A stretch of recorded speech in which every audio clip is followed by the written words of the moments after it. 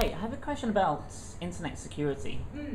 Usually when the politicians and the press talk about it, their obsession is with paedophile rings and Islamic terrorism. Totally. And what seems to me to be the big worry, and the day-to-day worry, is internet fraud, Yeah. which seems to be a big thing. What is the private sector doing about that? And is it sufficient that it can be done by the private sector alone? Yeah, so you're absolutely right. One of the biggest frustrations that I have right now is that children charities are going and saying, we need something to be done.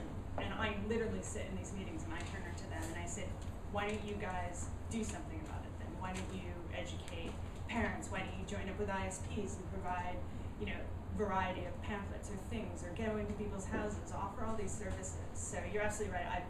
The obsession is about that. In terms of security, you're touching upon fraud in the sense of holding your documents in the cloud is someone taking that, or maybe offering illegal goods on eBay. I mean, there's so many ways to cover it, right? What's been battered around in the UK is providing or coming up with an idea of having a kite mark for top-level privacy and security. So basically saying if you use Amazon and they store all these details about you, including your credit cards and your personal preferences on buying, which is something that they data mine a lot for and things like that, how do you know that there's a trusted authority, except for the fact that everybody uses them?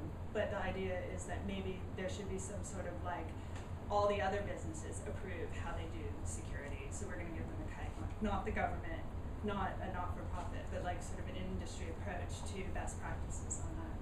So there's many ways to answer that, but I guess the other thing is that industry does get together, like people that, like McAfee, who do virus protection and control, people like IE, Microsoft really, they're all getting together and talking about what they can do because they know this is going to be a big problem. So even though you probably don't, it's not quick enough, you have Facebook and Google sitting down with the people that, Google who does Chrome and they provide content. So they're talking about it right now because they're really concerned that, especially with the cloud exploding the way it is, people are going to lose a lot of data from that.